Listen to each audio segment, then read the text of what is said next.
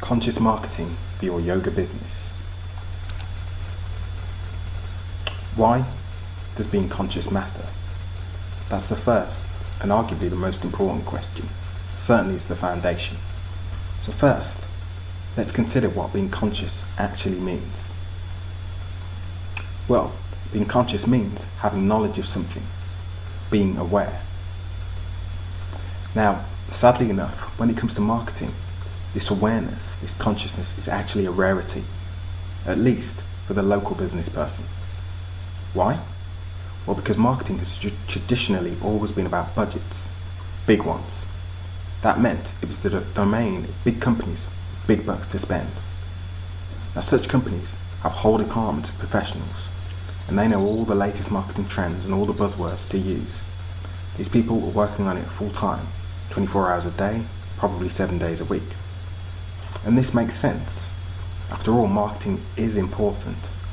But for the smaller business person, the local business person, attempting to compete against the machine can present a massive, massive challenge.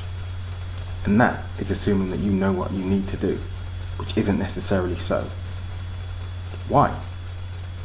Well, first off, the education that you need isn't provided. There really isn't much in the way of guidance out there, despite the fact that, or maybe because of the fact that, marketing is an incredibly fast-moving area, one in which you seemingly have to move as fast as your market and your customers think. It's very easy to take the wrong turn in such an arena, and it's very easy to find opinions on anything and everything. So what we're going to do is start at the beginning. It's important to recognise that business is essentially about ideas. For you, the yoga entrepreneur, these ideas are things such as empowerment, flexibility, guidance, calm, health, peace.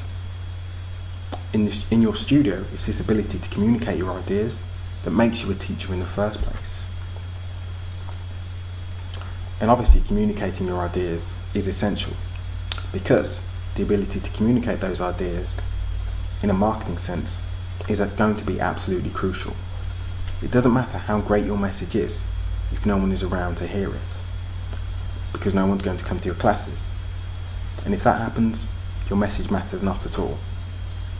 We all know that question of whether or not a tree falling down in the woods makes a sound if no one is around to hear it. But in business terms, the answer is a categorical no, it doesn't. So, being able to communicate your message to people, specifically the people who may be interested in attending your classes and helping you cultivate your following, will determine your success. As I mentioned, being able to teach how to perform a difficult yoga pose is what makes you a teacher. There's one idea. But your ability to communicate as a teacher and attract an audience is what makes you a business person. Combining the two is what makes you a yoga entrepreneur. And this marriage, or the success of this marriage, is what will determine your success. And so, that brings us to the challenge you face: mastering the method of communicating your message. It is difficult, or at least it appears so. Of course, what it comes down to is acquiring, then applying the right know-how. Marketing often appears to be a minefield. In fact, the way most people go about it, it genuinely is.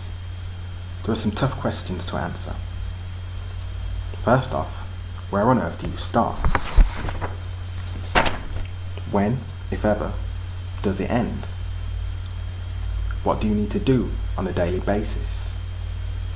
How do you set goals? And how do you manage your expectations?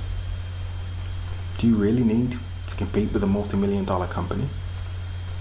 Should you worry that you can't? We'll see. But the only route to mastering your potential as a business person is to master marketing for your business.